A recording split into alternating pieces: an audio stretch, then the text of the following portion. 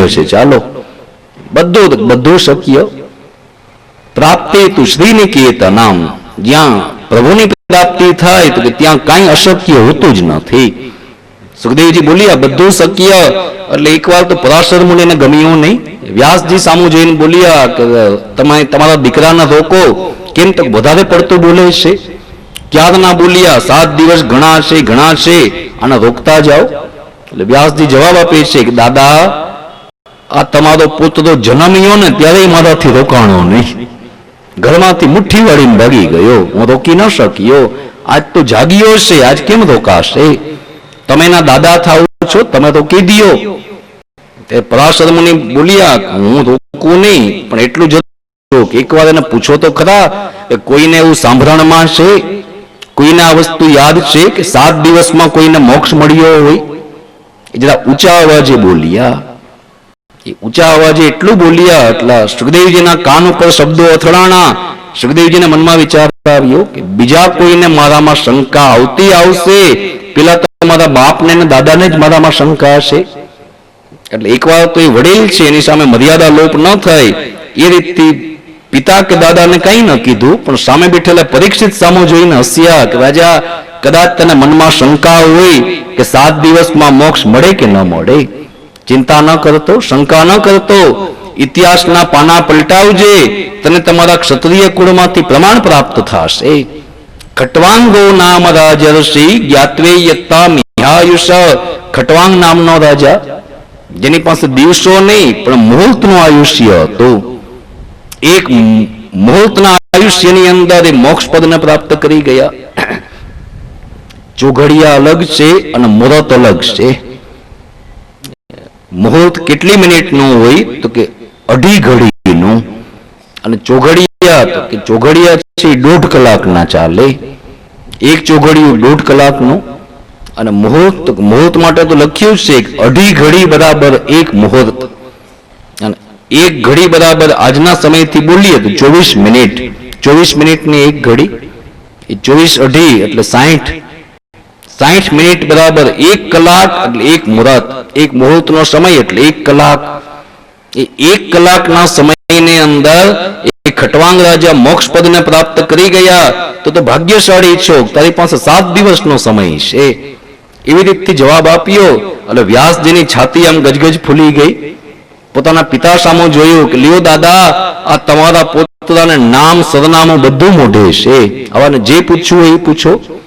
ત્યારે પરાશર મુનિ પણ હસતા હસતા કહે છે કે ચાલો, આપણો દીકરો લાકડાની તલવાર લઈને નથી બેઠો, આ તો કા ખોટી રમકડાની તલવાર લઈને નથી આવ્યો, આ હથિયાર સજાવીને બેઠો છે. આની સામે કોઈ પણ પ્રશ્ન આવશે, આ દરેકના જવાબ આપશે. આપણે ત્યાં ગુજરાતી ભાષામાં કહેવત છે વેપારી માટે કે હળદરના ગાંઠીએ ગાંધી ન થવાય. હળદરના ગાંઠી ગાંધી થવા ન બેસાય. બરણીમાં 2 હળદરના ગાંઠિયા ભરીને એમ ન કહેવાય મેં દુકાન ખોલી લીધી. એના માટે એકવાર માલ ભરવો પડે, દુકાનમાં સ્ટોક કરવો પડે, પછી સટરિયા ખોલો. અહીંયા સુખદેવજીની કથા છે કે પેલા બધું જ્ઞાન ભરી લીધું અને પછી જ મુખનું શટર ખોલ્યું. ત્યાં સુધી નહીં. કોઈને કઈ પણ પ્રશ્ન ઉત્પન્ન થાય તો સુખદેવજી તો એ મહાત્મા દરેક પ્રશ્નનો જવાબ આપી શકે છે. હવે પરીક્ષિત પણ સાવધાન બન્યા. સુખદેવજી સમજાવ્યું, રાજા તું ભાગવતનો શ્રોતા બન્યો છો, તારે અમુક નિયમ પણ પાળવા પડશે. ભાગવતના શ્રોતા કોણ છે? જે અમુક નિયમ પાડે છે એ રીતથી ફલની પ્રાપ્તિ છે. ભાઈ આ નિયમ પણ કેવા છે તો ત્યાં લખ્યું છે જીતાસનો જીતશ્વાસો જીતસંગો જીતેન્દ્રિય સ્થૂલે ભગવત રૂપ મન સંધારયે દિયા. આમાં પેલો નિયમ શું છે? જીતાસન, આસન જીત થઈને બેસી જાઓ. એકવાર આસન લાગી ગયું પછી આસન ત્યાંથી છૂટવું ન જોઈ. નિયમ એવો બતાવ્યો કે જેમ કથાકાર પલાઠી વાળીને બેસે એમ સામે શ્રોતાએ પણ પલાઠી જ વાળીને બેસવું. આવા નિયમ જો હું પડાવવા જાઉં તો વિચારો કે કાલથી આ સંખ્યા કેટલી બેસે. બધા કે આપણે કેસેટ ઉતરશે ને સાંભળી લેશો. કોણ આ વ્યક્તિ 3 કલાક સુધી પલાઠી વાળીને બેસે? પણ આસનનું મહત્વ હોય છે. આપણે ભલે ક્રમ ન પાડીએ, છૂટ છે, શ્રોતાઓને બધી છૂટ છે, કોઈ વાંધો નહીં. આપ આનંદથી બેસી શકો, જે રીતથી ઈચ્છા પડે એ રીતથી આપ આનંદથી બેસવું, કોઈ ચિંતા ન કરવી. હું આસનની વાત કરું એટલે ઘણા બિચારા પગ ઉપર કે કઈ આડા બેઠા હોય ને તરત પલાઠી વાળી લઈએ. તમે આનંદથી બેસો. તમારે કોઈ નિયમની શું કામ આવશ્યકતા નથી? તો એનું કારણ એ છે કે પ્રભુની કૃપા એટલી તમારા ઉપર વિશેષ કૃપા. કેમ તો શ્રોતા બનીને બેઠા છો. યાદ રાખજો કે કીર્તન ગાવાનો તો આનંદ હોય જ, પણ સાંભળવામાં વધારે મજા આવે.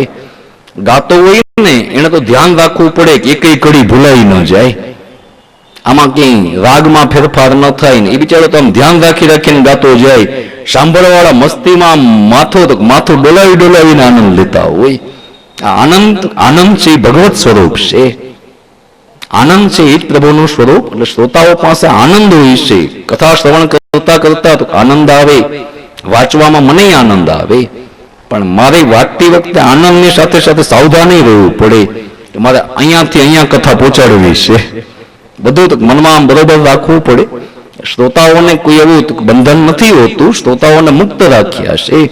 પણ પરીક્ષિતને કહેવામાં આવ્યું કે ભાઈ તારે ફલ પ્રાપ્ત કરવું છે તો સમજી લે કે ફલની પ્રાપ્તિ તો બધાને થાય જ છે, પણ ભાગવતમાં તમારે જો 100% ફલ પ્રાપ્ત કરવું છે. અત્યારે છૂટ છે કે મન પડે એમ તમે બધો આનંદ કરો, પણ કોઈ શ્રોતાને મનમાં એમ થાય કે જેમ પરીક્ષિતે કથા સાંભળી એમ મારે કથા સાંભળવી છે. એ જેમ એક કથા સાંભળીને મુક્ત થયો એમ મારે કોઈ ઘણી બધી કથા નથી સાંભળવી. હું ભલે થોડી વાર બેસું પણ મારે એ રીતથી ફલ પ્રાપ્ત કરવું. એના માટે નિયમ બતાવું. જીતાશાનો આસનજીત થઈને બેસવું. ઘણા શ્રોતા પણ એવા હોય, ઘણા કથા સાંભળવા આવે ત્યારે ઘરે થેલીમાં એક આસન ભેગું લેતા આવે. એ ક્યાંક બેઠા હોય તો આમ આસન પાથરીને જ બેસે. કોઈને એમ થાય કે ભાઈ આટલી સગવડતા છે પછી ઘરેથી શું કામ આસન લઈ આવો? પણ નહીં, આ એક ઉત્તમ રીત છે.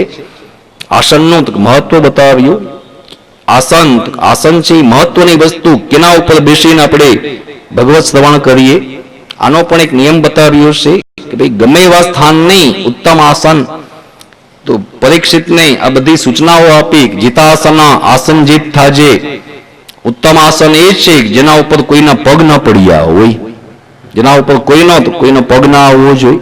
આપણે જે સેવામાં કે જપપાઠ કરતી વખતે, પાઠ બોલતી વખતે તમે જે આસન પાથરો એ કોઈ મહેમાનને ન પાથરી દેવાય.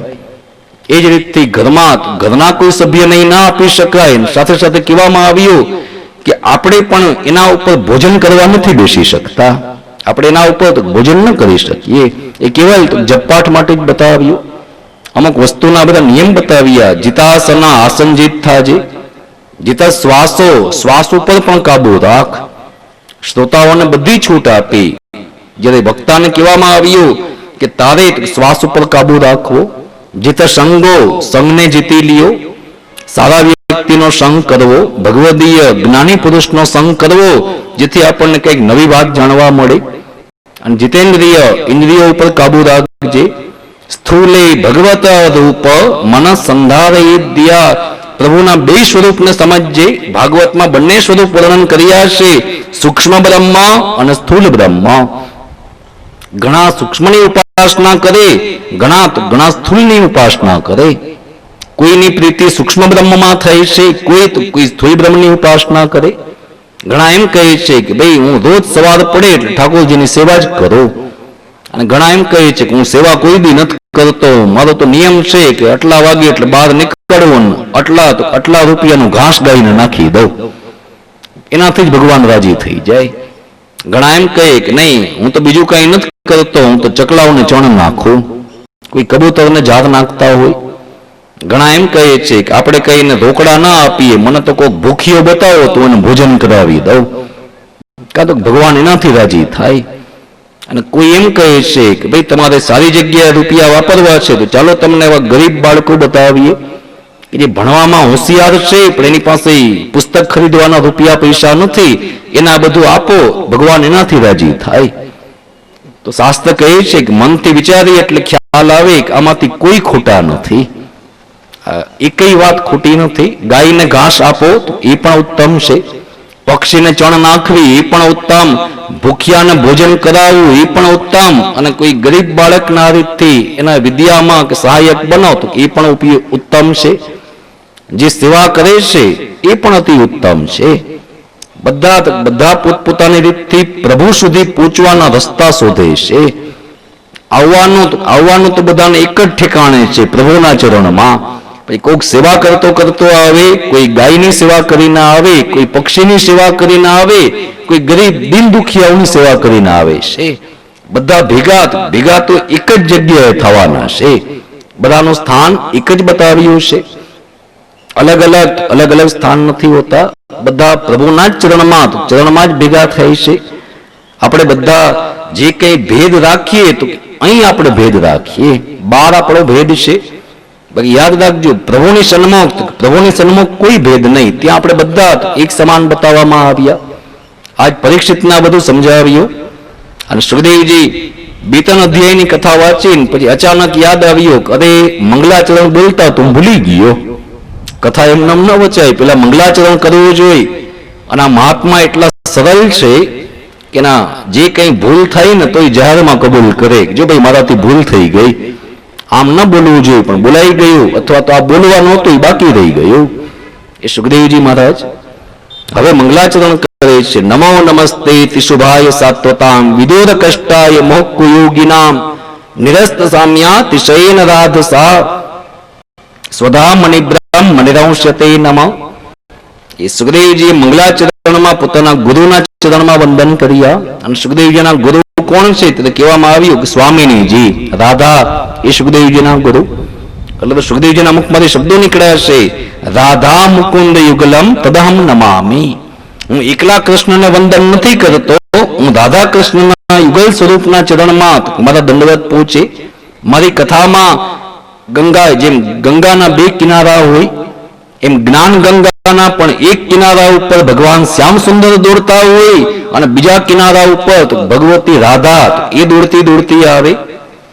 એને વંદન કર્યા અને પછી બોલ્યા છે, અથ સર્ગ વિસર્ગ સ્થાન પોષણ મોતય મનવંતરે શાન કથા નિરોધો મુક્તિરાશ્રય. રાજા, હવે હું તારી આગળ 10મી લીલા ગાઉં છું. હવે 10મી લીલા આવી. અહીંયા બીજો સ્કંદ પણ પૂર્ણ થયો અને આપણે તૃતીય સ્કંદમાં આવ્યા. 3જા સ્કંદમાં આપણો પ્રવેશ થયો. સર્ગ લીલા, ત્યાંથી લીલાઓનો પ્રારંભ થાય છે.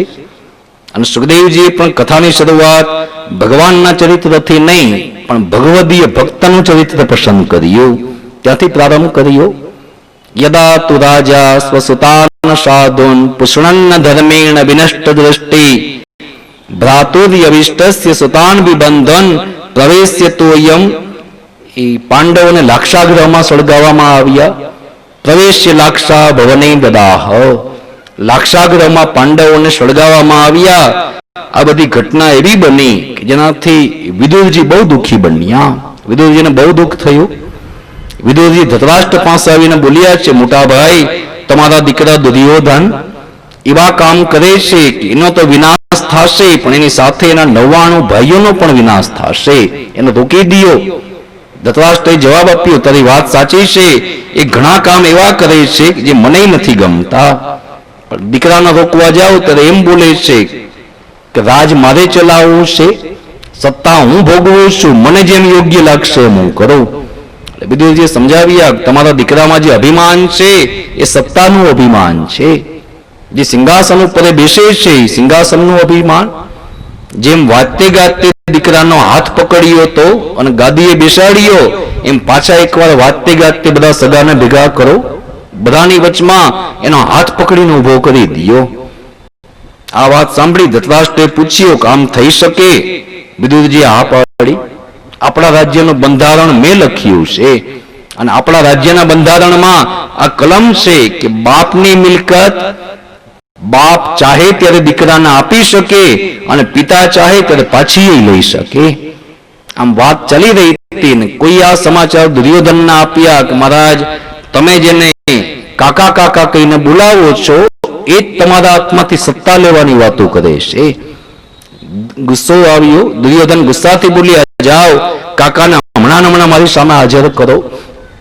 વિદુરજી સમજી ગયા અત્યારે બોલાવી એનો મતલબ કોઈ અમારી વાત ત્યાં આગળ જઈને કરી છે. વિદુરજી ત્યાં આવ્યા અને દુર્યોધન મનમાં વચન બોલ્યો કે કાકા, જેના ઘરમાં રહો છો, જેનો રોટલો ખાઓ છો, એના હાથમાંથી સત્તા લેવાની વાતો કરો છો. એટલે વિદુરજી મનમાં વચન ને કર્મ વચન બનાવી રહ્યા છે કે દીકરા, તારો રોટલો ખાઈએ, તારા ઘરમાં રહીએ એટલે જ તારું પેટમાં બળે છે. તું એમ માને છે કે તારી સામે હું કોઈ વાત કહેતા ગભરાવ? અરે જરા વિચાર કર કે જે વાત તારા બાપને મોઢા મોઢ કહું છું એ તને કેમ ન કહી શકું? તને પણ સમજાવું છું કે હજી સમજી જા. એવા રસ્તે ચાલી રહ્યો છો કે જ્યાં વિનાશ અને પતન જ જોવા મળશે. આ શબ્દો સાંભળ્યા દુર્યોધનથી સહન ન થયું, એ ઉભા થયા, ગુસ્સાથી આમ ઉભા થયા. એટલે વિદુરજી જુએ છે કે ઉભો ગુસ્સામાં થયો, બોલી બોલીને શું બોલશે? મારા ઘરમાં રહો છો ને મારો રોટલો ખાઓ છો તો ઘર છોડીને ચાલતા થાવ. અને આવો પાપીઓ એમ બોલે કે ઘરમાંથી નીકળી જાઓ ને પછી નીકળવું પડે એ પેલા જ હું ઘરમાંથી નીકળી જાઉં. દુર્યોધન બોલવા ગયા તો વિદુરજી આડો હાથ કર્યો, કાંઈ ના બોલતો, પેલા હું કહું છું એ સાંભળી લે. હું હમણાં જ ઘરમાંથી બહાર નીકળી રહ્યો છું. અને મહાત્મા એ જ સમયે ત્યાંથી સીધા ચાલતા થયા. એના પત્ની જેનું નામ છે સુલભા દેવી, એને ખબર પડી કે મારા પતિ રાજમહેલ છોડીને ઘરની બહાર નીકળે છે, એટલે એ પણ ભેગા ભેગા સાથે આવ્યા. વિદુરજીએ પત્નીને સમજાવ્યા કે ભાઈ તમારે ક્યાં માથાકૂટ છે? જે કંઈ દુર્યોધન સાથે ઝઘડા હશે એ મારા હશે, તમને કોઈ તકલીફ નથી. તમારી સાથે ગાંધારી ભાભી, કુંતા ભાભી બધા બેઠા છે અને આ ભાભીઓ તો માં સમાન છે, આની સાથે રહેજો. પત્નીએ ના પાડી કે નહીં મહારાજ, આ ઘરમાં હું તમારા ભેગી આવી હતી, આ ઘરમાંથી બહાર નીકળતી વખતે પણ હું તમારી જ સાથે રહું, જાતિ જિંદગીના દિવસો તમારી સાથે જ મારે વિતાવવા છે. એટલે પત્નીને સાથે રાખ્યા. પણ એ વખતે વિદુરજીને મનમાં વિચાર આવ્યા કે મારી પત્ની આજ દિવસ સુધી રાજમહેલમાં રહેલા છે, રાજમહેલનું સુખ ભોગવેલા છે, અત્યારે તો હઠ કરીને આવી ગયા કે મારે આવવું છે, પણ જંગલમાં ક્યાંય ખાવા પીવાના ઠેકાણા નહીં હોય, સુવાની કોઈ સારી જગ્યા ન મળે, ત્યારે કંટાળીને મને એમ કહેશે કે હવે અહીંયા નથી ફાવતું, મને રાજમહેલમાં પાછી મૂકી જાઓ. અને હું જ્યાં ફરતો ત્યાંથી મારે પાછા એને મૂકવા માટે આવવું પડે. મનોમન નક્કી કર્યું કે જાજુ છેટું જવું નથી. યમુના પાર કરી સામા કિનારા ઉપર એક ઝૂંપડું બાંધ્યું અને ઝૂંપડું બાંધીને ત્યાં રહેવાનું નક્કી કર્યું.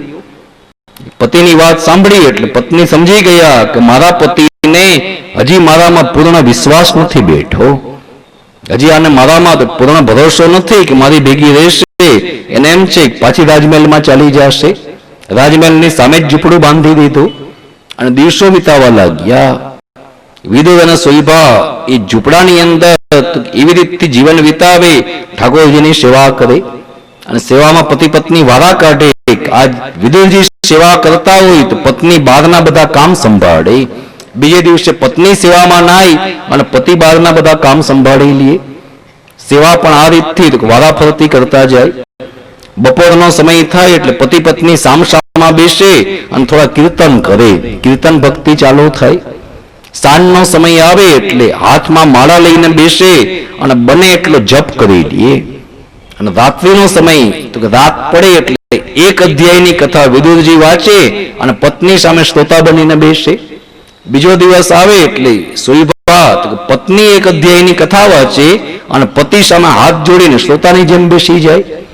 જગતને જ્ઞાન કરાવ્યું કે સત્સંગ ઘરમાં કરીએ.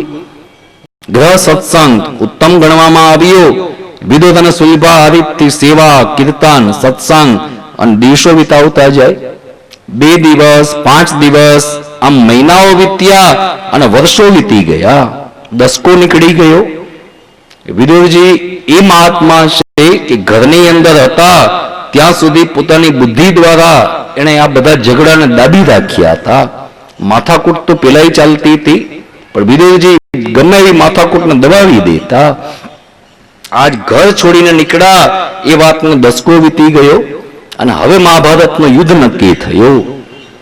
ભાગવતમાં સુખદેવજીના મુખમાંથી શબ્દો નીકળ્યા. વ્યાસજીએ લખ્યું છે કે વિદુરજી ઘર છોડીને નીકળ્યા એટલે કોઈ વસ્તુ ભેગી ન લઈ ગયા, કઈ વસ્તુ સાથે ન રાખી. પણ એક બહુ મોટી વસ્તુ સાથે લઈ ગયા, અને એ વસ્તુ કઈ તો કે સનિર્ગત કૌરવ પુણ્ય લબ્ધો ગજાવય તીર્થ પદ પદાની. જાણે કેમ કૌરવોનું પુણ્ય બધું પૂટલું વાળી ખભે નાખીને ચાલતા થઈ ગયા. વિદુરજી ઘરમાંથી નીકળ્યા અને કૌરવોનું બધું પુણ્ય પરવારી ગયું, પુણ્ય ખતમ થયું. ઘરમાં ખાવા વાળા તો ઘણા લોકો હોય છે, અને ઘણા ઘરમાં કમાવા વાળા જાજા લોકો હોય. ખાવા વાળા જાજા છે, કમાવા વાળા જાજા છે, પણ ભાગવત કહે છે કે યાદ રાખજો કે પુણ્યશાળી આત્મા ઘણા બધા નથી હોતા. આખા કુટુંબમાં એક જ વ્યક્તિ એવો પુણ્યશાળી છે જેના એકના પુણ્યના આધાર ઉપર અનેકના જીવન ટકતા હોય છે.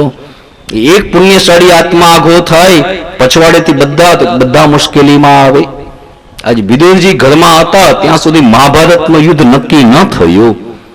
10 વર્ષ સુધી પ્રભાવ રહ્યો, દશકો વીતી ગયો, અને પછી કથા હશે મહાભારતના દિનમાનો નક્કી થયા.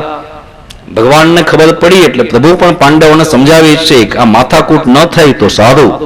જો આ યુદ્ધ થશે ને તો ઘણા લોકોના મૃત્યુ થશે, વિનાશ સિવાય કઈ બાકી ન રહે. એટલે એક કામ કરો, કોઈ ત્યાં જાઓ અને દુર્યોધનને સમજાવો. ધર્મરાજ જવાબ આપે છે, મહારાજ દુર્યોધન એવા દુષ્ટ સ્વભાવના છે જેને સમજાવવા મોકલશો એનું અપમાન કરી નાખશે, એને પણ મેણા મારશે, એને ગાળો કાઢશે. ભગવાન હસીને કહે છે સમજાવવાનો શોખ હોય ને ગાળો ખાવાનો શોખ રાખો, મેણા ખાવાનો શોખ રાખો. કે તમે આ રીતથી કોઈનો સંપ કરાવવા જાઓ તો તમને થોડોક તો એ આવા મેણાથી બોલે. ઘણા તો કહી દે તમને વકીલાતના કેટલા મળ્યા, તમે શું કામ વચ્ચે દલાલી કરો છો. અનેક જાતથી આપણને મેણા મારે, પણ જો આપણો હૃદયનો ભાવ શુદ્ધ છે કે મારા બે વચ્ચે સંપ કરાવી દેવો છે તો કહેવામાં આવ્યું કે મેણા ખાઈ લ્યો, એમાં કોઈ વાંધો નહીં. આજ પ્રભુ પણ આજ્ઞા કરે છે કે બીજા કોઈના ન ગમતું હોય તો હું ત્યાં જાઉં, મને કોઈ વાંધો નહીં. દુર્યોધનના સમાચાર મળ્યા, મને સમજાવવા માટે મારા આંગણે ભગવાન વિષ્ટિ દૂત થઈને પધારી રહ્યા છે. દુર્યોધનના એક સલાહકાર હતા, એના મામા જેનું નામ છે શકુની મામા. એ શકુની સલાહકાર હતા. દુર્યોધન જે કંઈ કામ કરે બધું શકુનીને જ પૂછીને કરતા. અને આપણે ત્યાં આ એક રિવાજ હતો કે દીકરી જ્યારે પરણીને સાસરે જાય ત્યારે દીકરી એકલી નથી જાતી, ઘણી બધી વસ્તુઓ ભેગી જાય. ખરેખર તો કહેવાય છે કંકુ અને કન્યા એટલું જ લઈ શકાય, પણ છતાં મા બાપની ઈચ્છા હોય દીકરીને અનેક વસ્તુ દેવામાં આવે. જૂનવાણી રિવાજ એ હતો કોઈ પણ કન્યા સાસરે જાય એટલે મામટની કોઠી એને આપવામાં આવતી. માથે એક આવા લીલા રંગનું કપડું બાંધેલું હોય, અંદર 2 મુઠ્ઠી જેટલા મગ નાખ્યા હોય, અને કોઠી લઈને દીકરી સાસરામાં આવતી. પછી જમાનો જરા આગળ વધ્યો એટલે સ્ટીલનો જમાનો આવ્યો. જે વહુ સ્ટીલની કોઠી ને સ્ટીલના બેડા લઈને આવતી ને તો વખાણ થતા, આ સ્ટીલની કોઠી લઈ આવી. જમાનો એનાથી આગળ વધ્યો એટલે પછી આપણે સેટીન, પલંગ, ખુરશી, ટેબલ આ બધું આપવા લાગ્યા. હવે જમાનો એનાથી પણ આગળ, એટલે અનેક વસ્તુઓ દીકરી જાય એટલે ઘણી બધી વસ્તુઓ ભેગી લેતી જાય. અને ઘણા પરિવારમાં એવો રિવાજ હોય, આપણા સમાજમાં તો આ પણ એક રીત છે કે જ્યારે વહુ પરણીને આવે એટલે જે દાયજામાં વસ્તુ લઈ આવી હોય એક રૂમમાં ગોઠવીને મૂકવામાં આવે. આડોશ પાડોશમાં, સગા સંબંધીમાં, પરિવારમાં કહેવામાં આવે અમારી વહુનું આણું પાથર્યું છે, બધા જોવા આવજો. અને બધા તો વહુનું આણું જોવા આવે. તો કથામાં આવે છે કે જ્યારે ગાંધારી પરણીને સાસરે આવ્યા, હસ્તિનાપુરની અંદર રાજમહેલમાં આણું પાથર્યું. એ આણું પાથર્યું, એમાં એક બાજોટ ઉપર શકુની ભાઈને બેસાડ્યા. કાં તો કે આઈટમ દાઈજમ ભેગી આવી ગઈ, આખો ભાઈ જ ભેગો લઈ આવ્યા. ભીષ્મ તો બોલ્યા છે કે દીકરી તારો બધો દાઈજો ગમ્યો, પણ આ શકુની નામની વસ્તુ ન ગમી. આનું શું કામ લઈ આવ્યા? એ શકુની સલાહકાર બનીને ભેગા આવ્યા. એ દુર્યોધનને બધી સલાહ આપે. આ દુર્યોધને પ્રશ્ન કર્યો છે, મામા એક વાતનો જવાબ આપો, પાંડવો અને ભગવાનની વચમાં આટલા મીઠા સંબંધ શા માટે છે? એટલે કહેવામાં આવ્યું દીકરા મીઠા સંબંધ શું કામ ન હોય? પાંચેય ભાઈઓ આખો દિવસ મારા વાલા કરીને આટા મારે. ભગવાન પાણી માગે ત્યાં દૂધ હાજર કરે છે. જો તમે આવું બધું કરો તો તમારી સાથે મીઠા સંબંધ બંધાશે. એટલે પૂછવા લાગ્યા દુર્યોધન કે મને સમજાવો, ભગવાન આપણા ઘરે પધારે ત્યારે આપણે શું કરવાનું? શકુનીએ જવાબ આપ્યો કે ભાઈ જાજી ખબર ન પડે પણ વૈષ્ણવો એમ કહે છે કંઈક ભોગ ધરવો જોઈએ. દુર્યોધન વળી પાસે એમ બોલ્યા કે આપણે મોટા માણસ એટલે મોટામાં મોટો ભોગ હોય બોલી જાઓ. સાંભળ્યું છે 56 ભોગ એટલે મોટામાં મોટો ભોગ કરી નાખો 56 ભોગ. હવે મૂર્ખાને એ ભાન નથી કે 56 ભોગ શું કામ થાય છે, કઈ ભાવનાથી થાય, તો આ કાંઈ એને ખબર નથી. એ તો 56 ભોગ કરવો છે એટલે આપોઆપ એના વિચાર આવ્યા, હુકમ આપ્યા 56 ભોગની તૈયારીઓ કરો. અને બધી તૈયારીઓ થવા લાગી. આખા નગરને શણગાર્યો. ગામની અંદર કેળના સ્તંભના તો કામ હારમાળાઓ રોપી દીધી. આખા ગામમાં તોરણ બંધાઈ ગયા. વિદુરજીને નવાઈ લાગી કે અમારા બાપનું ગામ છે, કોઈનો જન્મદિવસ નથી, કોઈ ઉત્સવ નથી, અને આખા ગામને શણગાર્યું શા માટે? એક સેવક ત્યાંથી પસાર થયો. એને રોકીને પૂછ્યો કે ભાઈ આ તૈયારી શેની છે? સેવકે જવાબ આપ્યો, કાકા તમને ખબર નથી, ભગવાન દ્વારિકાધીશ પ્રભુ વિષ્ટિ દૂત થઈને પધારે છે. દુર્યોધનને ત્યાં ભગવાન 56 ભોગની તો સામગ્રી આરોગવાના છે. આ બધું સાંભળ્યું એટલે વિદુરજી મનમાં રાજી થયા કે દુર્યોધન ભલે પાપીઓ છે પણ મારા બાપ દાદાની મિલકત ઘરમાં પડી છે, જે સામેથી અંગીકાર થઈ રહ્યો છે. એ હસતા હસતા આમ ઝૂંપડામાં આવ્યા. એટલે પત્નીએ પૂછ્યું છે કે મારા 10 વર્ષ થઈ ગયા, તમને મેં કોઈ દી હસતા નહોતા જોયા, આ એટલા બધા રાજી શું કામ થાવ છો? એ જવાબ આપ્યો છે કે જે પ્રભુના ચરણનો આશ્રય લઈને બેઠા એ પરમાત્મા આપણા ગામમાં પધારી રહ્યા છે. એટલે કહેવામાં આવ્યું તો ચાલો આપણે ત્યાં પતિ પત્ની દર્શન કરવા માટે જાય. એ દર્શનની વાત આવી.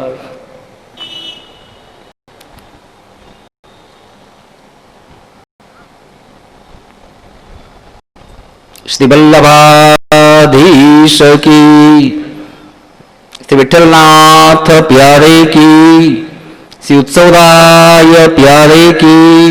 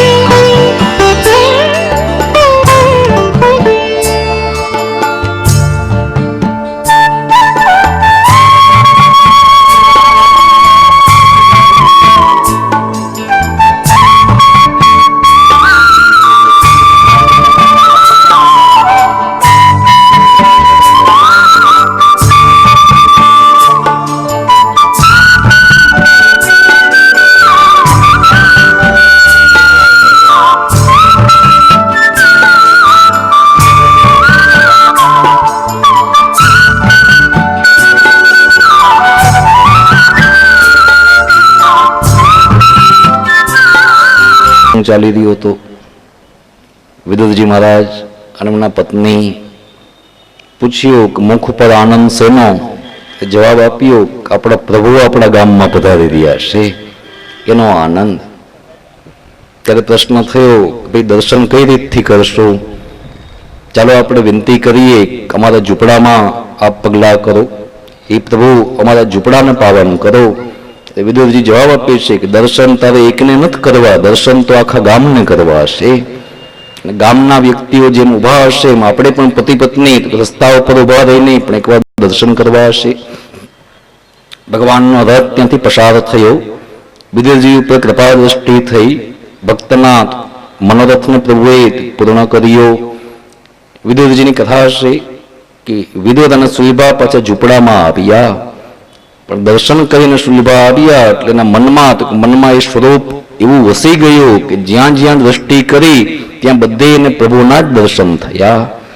એ દર્શન બધે ઝૂંપડામાં આવીને આમ જ્યાં જુએ ત્યાં બધે પ્રભુના જ દર્શન થાય. એટલે એકવાર તો વિનંતી કરી કે ચાલો ને મહારાજ રાજમહેલમાં જઈને આપણે વિનંતી કરી આપીએ કે એમને ન પધારતા અમારે ત્યાં થોડી વાર માટે પધારો. એટલે વિદુરજીએ સમજાવ્યા જરા વિચાર કર કે ચાલવા માટે મખમલના ગાલીચા પાથર્યા, દુર્યોધને પ્રભુને બિરાજવા માટે રત્નજડિત સિંહાસન તૈયાર કર્યું છે, 56 ભોગની સામગ્રી સિદ્ધ કરી છે. જ્યારે મારી પાસે આસન નથી, સિંહાસન નથી, કંતારનો કોથળો નથી, ભગવાનને ક્યાં બેસાડવા? અરે કદાચ ભોગની વાત કરીએ તો પણ વિદુરજી બોલ્યા 56 ભોગ તો એક તરફ, એક ભોગ એ મારો ઠેકાણા વિનાનો, આ મીઠા વિનાની ભાજી મારે પ્રભુને આરોગવા માટે આપવી. પરમાત્મા સામેથી આવીને એમ કહે કે મારે તારા આંગણે આવવું છે, તો પણ હું હાથ જોડીને વિનંતી કરું કે એ પ્રભુ મારું આંગણું એવું છે કે જ્યાં પધારવાથી આપને જો પરિશ્રમ પડતો હોય તો હું આપને વિનંતી કરું કે આપ મારા ઉપર આ કૃપા ન કરતા, પણ આપ પરિશ્રમ ન લેતા. વિદુરજીનો ભાવ છે. સેવા કરવા વાળા જીવ એના બે અલગ અલગ ભાવ બતાવ્યા. ઘણા તત્સુખના ભાવથી સેવા કરે, ઘણા સ્વસુખના ભાવથી પણ સેવા કરે. પ્રભુ એવા દયાળુ છે, કૃપાળુ છે કે બે ઉપર કૃપા કરે છે. અને એટલે જ આપણે બોલીએ છીએ અદેયદાન દક્ષસ્ય મહોદાર ચરિત્રવાન. કોઈ ના આપે એવું પ્રભુ આપી શકે. મહાઉદાર ભક્તની કોઈ પણ પ્રકારની સેવાને પ્રભુ સ્વીકારે. તત્સુખ એ કહેવાનું જેમાં પ્રભુના જ સુખનો વિચાર, ભગવત સુખનો જ વિચાર કરવામાં આવે. અને ઘણા પોતાની સગવડતા મુજબ, સુવિધા અને સગવડતા મુજબ કાર્ય કરે તો પ્રભુ એના ઉપર કૃપા કરે. પણ એ આખો ભાવ આખો બતાવ્યો અલગ. વિદુરજીના આ વિચાર છે કે ભગવાનને પરિશ્રમ પડતો હોય તો ના પાડો કે મારા ઘરે ન પધારતા. અને સુલભા એમ બોલ્યા કે પ્રભુ છે અહીંયા સામા કિનારે આવ્યા ને આ કિનારે આવવું છે તો આમાં શું પરિશ્રમ કીધું કે ભાઈ આ કોઈ પરિશ્રમ નથી. અને ભગવાન છે ભક્ત માટે થઈને પરિશ્રમ ના ઉઠાવ્યો તો એ પ્રભુ શું કામના? સુલભાના પણ વિચાર બતાવ્યા. એમ બોલ્યા કે ભાઈ પ્રભુ છે ભક્ત માટે પરિશ્રમ તો લેવો જ પડે છે. દ્વારકાથી અહીંયા બોલાવવું ને તો પરિશ્રમ લીધો કે ભાઈ ગામમાં આવ્યા છે, સામી જગ્યાએ છે ને અહીંયા આવું, આમાં કયો પરિશ્રમ? ભક્તની ઈચ્છા પૂરી કરવી જ જોઈએ. પ્રભુએ એ પોતાના સુખનો પણ વિચાર ત્યાં વધારે બતાવ્યો. આ તરફ કથા છે કે ભગવાન સભામાં આવ્યા, પ્રભુ સભામાં પધાર્યા એટલે એ જ વખતે દુર્યોધને સંકેત કર્યો કે આ રત્નજડિત સિંહાસન તમારા માટે જ છે, બિરાજો. એટલે પ્રભુ ઉત્તર આપે, જવાબ આપ્યો કે હું દૂત થઈને આવ્યો છું. અને દૂત તો કે સભામાં સિંહાસન ઉપર ન બેસે, એ પોતાની વાત સભા વચ્ચે ઉભા રહીને રજૂ કરે. હું પણ તમારી સામે જે કહીશ એ સભાની મધ્યમાં આવીને ઉભો રહીને વાત કરું. અને ત્યાં સભા મધ્યમાં પ્રભુ પરમાત્મા પધાર્યા અને પ્રભુએ સમજાવ્યું જે સિંહાસન ઉપર બેઠા છો એના 4 પાયામાંથી 2 પાયા તમારા હશે, તો 2 પાયા કોઈ બીજાના પણ હશે.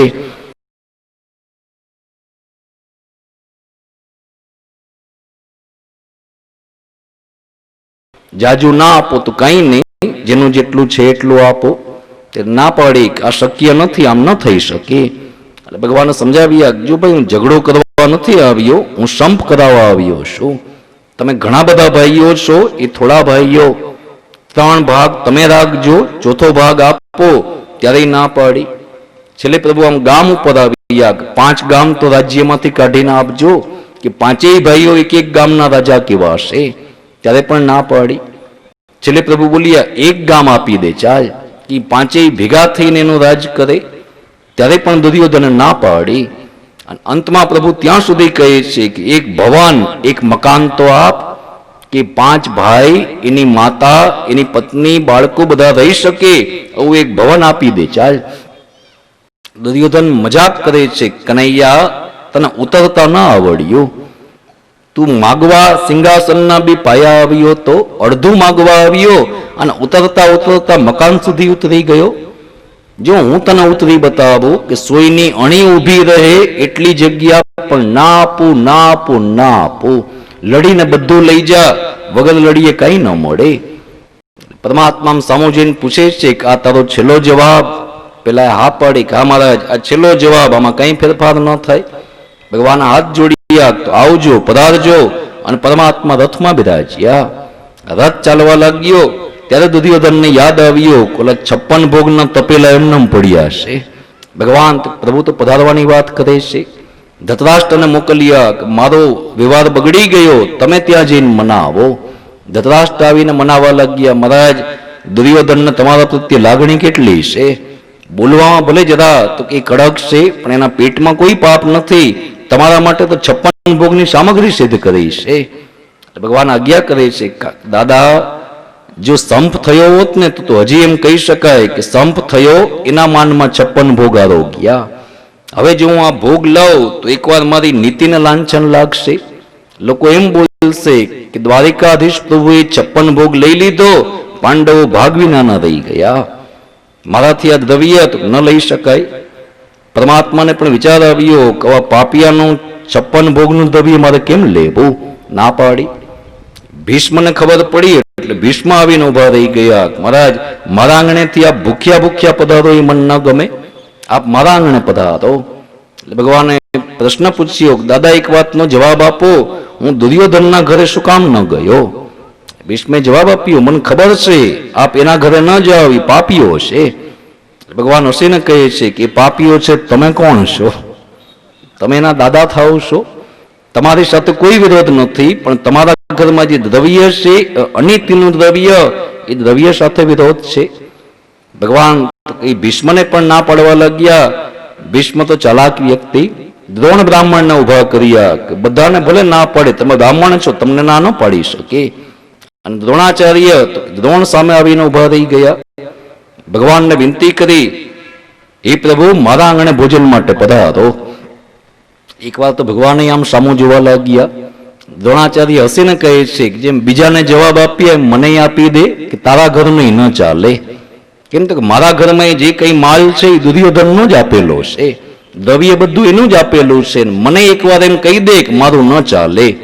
એટલે ભગવાન જવાબ આપે છે, નહીં મહારાજ હું તમને એમ ન કહી શકું કે તમારું ન ચાલે, આપ બ્રાહ્મણ દેવતા છો, તમારી સાથે એ રીતે ન વાત થઈ શકે કે તમારું દ્રવ્ય ન ચાલે.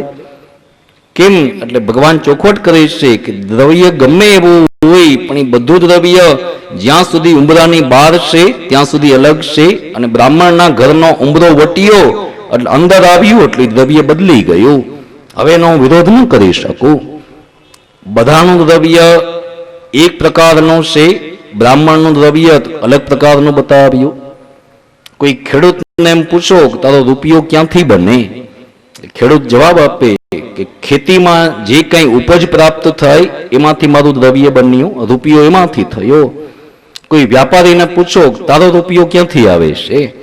વેપારી બોલે કે હું જે દુકાનમાં બેસીને વેપાર કરું તો એમાંથી રૂપિયો આવ્યો. મજૂરને પૂછો તારો રૂપિયો ક્યાંથી આવ્યો તો એ પણ કહે કે જે ધોમ ધકતા તાપમાં હું મજૂરી કરું એમાંથી રૂપિયો મળે. કોઈ નોકરિયાતને પૂછો તારો રૂપિયો ક્યાંથી આવે છે તો એ નોકરિયાતનો જવાબ છે કે હું જે મહિનો દિવસ સમયસર નોકરી કરું એના બદલામાં રૂપિયો આવ્યો. બ્રાહ્મણને પૂછવામાં આવે કે મહારાજ તમારો રૂપિયો કઈ રીતથી થાય? બ્રાહ્મણ હસીને કહે કે 10 ઘરના દસિયા ભેગા થાય ત્યારે 1 રૂપિયો બને. ઘરનું દ્રવ્ય જ્યારે ભેગું થાય ત્યારે એ વસ્તુ બને છે. ઘણી વાર આગળ ઓલા ત્રાસ પડ્યા હોય, કોઈ વાટકી કોઈ મુઠ્ઠી, ઘરના ચોખા ભેગા થાય, ઘરનું દ્રવ્ય ભેગું થાય. શું કોણે કઈ રીતથી કમાયેલું છે તો કઈ નથી જાણતા. આ દ્રવ્ય ગમે એવું હોય પણ શાસ્ત્ર કહે છે કે બ્રાહ્મણના ઉંબરાની બહાર છે ત્યાં સુધી દ્રવ્ય અલગ છે, અને એ જ દ્રવ્ય અંદર આવી જાય હવે દ્રવ્ય બધું શુદ્ધ થઈ ગયું. આ દ્વારિકાધીશ પ્રભુ શ્રીમદ ભાગવતમાં આજ્ઞા કરે છે, નહીં મહારાજ, હું તમને એમ નથી કહી શકતો કે તમારું મને ન ચાલે, તમે બ્રાહ્મણ છો, તમારું હું અવશ્ય લઉં, પણ આપ જ મને એક વાતનો જવાબ આપો કે ભોજનના નિમંત્રણ 10 જણા દેવા આવે તો કોના ઘરે જમવા જવાય? ઘણા બધા માણસો એક સાથે આવીને કહે કે મારા ઘરે ભોજન માટે પધારો, તો ક્યાં જઈ શકાય? આજકાલનો ચાલાક વ્યક્તિ હોય તો પૂછી લે કે તમે શું બનાવવાના છો. જેને ત્યાં સારી આઈટમ હોય ત્યાં ચાલ્યો જાય. પણ શાસ્ત્ર કહે છે, નિયમ એ છે કે જે પેલું નિમંત્રણ દેવા આવે એના ઘરે જવાનું. પછી વ્યક્તિ નાનો હોય તો પણ ભલે, મોટો હોય તો પણ ભલે, પેલું નિમંત્રણ જે આપી ગયા એને ત્યાં હું પેલા જાઉં. તમે તો હવે મને કેવા આવ્યા મારા ઘરે પધારો અને ભોજન કરો.